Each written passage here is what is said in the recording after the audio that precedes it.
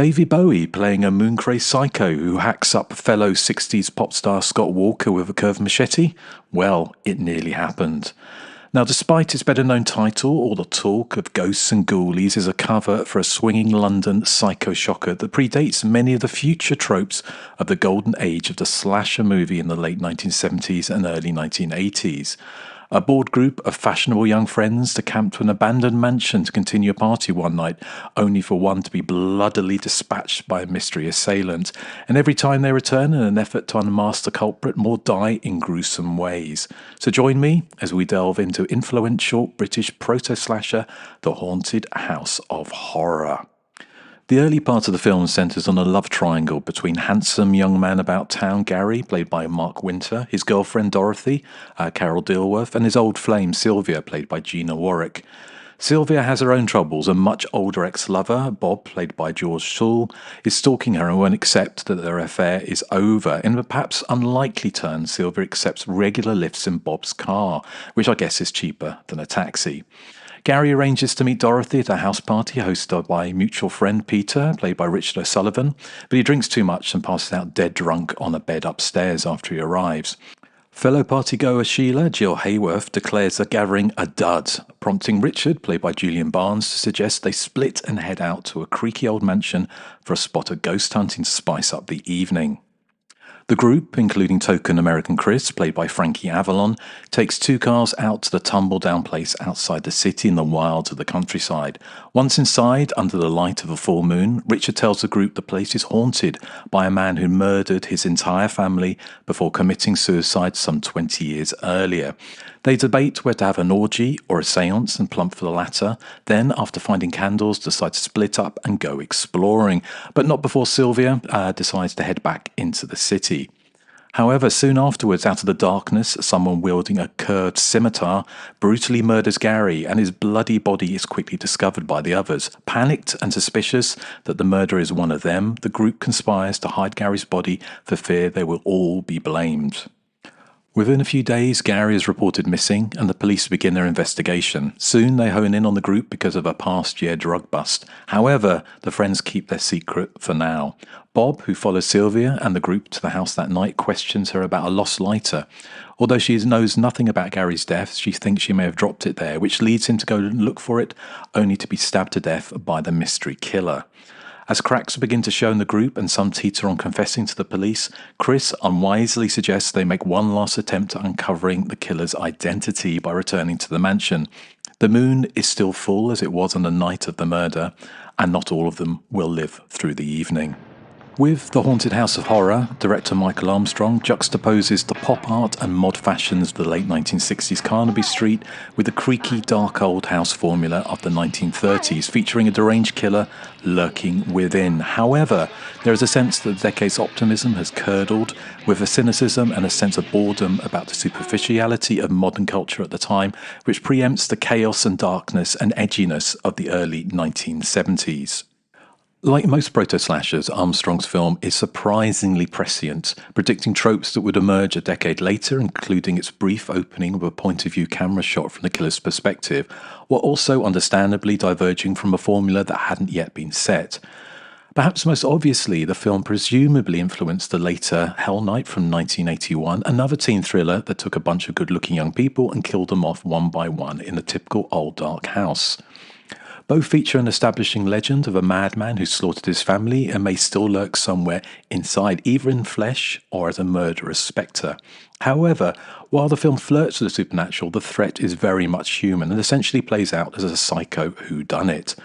The Haunted House of Horror also predates the ill-fated pacts to keep the tragedy secret seen in later slasher movies such as I Know You Did Last Summer from 1997. It is also surprisingly gory for a film of its time, with the slashing murder of Gary especially prolonged and cut in a similar way to the shower scene in Hitchcock's Psycho from 1960.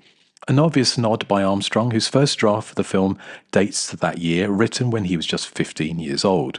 Where the film perhaps deviates from the norm is its truncated narrative, with events unfolding over the month after Gary's murder rather than in a single extended sequence in the mansion over one night of mayhem.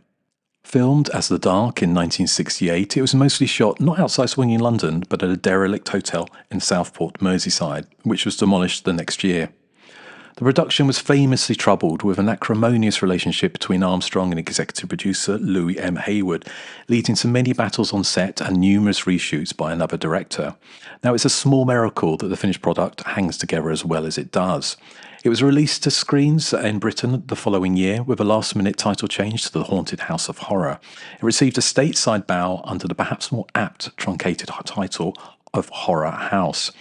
As part of the promo for the British release, competitions were held for single women to watch the movie alone in a cinema at night. One winner was Mrs. Veronica Musen of Reading, who said that she enjoyed it but seen better horror films. Kevin Thomas in the Los Angeles Times liked the movie, saying it transcended formula plots through exceptional scripting, efficient direction and intelligent performances. Otherwise, it was largely dismissed as formulaic camp, something of an irony given its trend-setting ways. One of the original choices to play the film's killer was the then little-known pop fledgling David Bowie.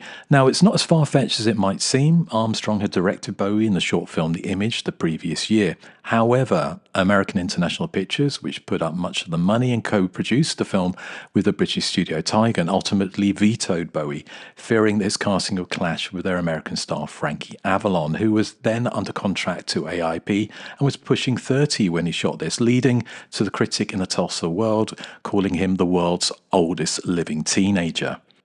In hindsight, the decision to nix Bowie was very short-sighted. It seems odd that they were protecting Avalon's image considering he exits the film with a scimitar to his crotch. Scott Walker of the Walkers Brothers and then solo fame, his Scott II album was a #1 hit in 1968, was offered the role of Gary, the film's first and bloodiest victim, but ultimately he turned it down. Reluctant British screen queen Jill Haworth is fun as the petulant socialite who gets her own chase scene around the mansion pursued by the scimitar-wielding killer in the film's climactic scenes. Haworth went on to appear in 2 other proto-slashers in 1972, The British Tower of Evil and the made-for-TV American production Home for the Holidays. American producers were initially insistent on casting Boris Karloff as the police detective, but due to his failing health, they suggested putting him in a wheelchair racing around the mansion in pursuit of the killer, which would have been strangely prescient of Jonathan Adams in the Rocky Horror Picture Show. Karloff was ultimately too ill to take the part, and British character actor Dennis Price stepped in. Jesus Christ! You've been playing that same thing for over an hour. Don't you know anything else? Frankie Avalon got his own slice of early 80s mayhem in Alan J. Levy's 1982 slasher Blood Song, where he stars as a flute-playing psycho who develops a psychic link with a teenager played by Donna Wilkes and starts a deadly game of cat and mouse with her. Armstrong achieved further infamy with his next movie, the notorious Mark of the Devil from 1970 with Udo Kier. Incidentally, the director aimed to capitalise on the very subgenre he helped birth in 1980 with the unrealised The Orphanage, which was very much intended as a British version of John Carpenter's Halloween from 1978. He returned to similar territory with 3 short films that were combined into the anthology Scream Time in 1983, which featured the supernatural slasher segment Dream House. Now, with a sense of symmetry, Armstrong also worked with fellow British director Pete Walker as a writer on a couple of projects, Home Before Midnight from 1979 and the old dark house semi-spoof House of the Long Shadows in 1983. It seems very likely the Walker series of proto-slashers, including the Flesh and Blood Show from 1972 and Frightmare in 1974, were inspired by Armstrong's trend-setting 1969 Psycho Shocker. Well, thank you for watching. I hope you enjoyed that look back at Michael Armstrong's The Haunted House of Horror. Check out my channel and subscribe for more reviews and slasher movie retrospectives. Also, visit Hysteria Lives for over 650 slasher movie reviews and much, much more.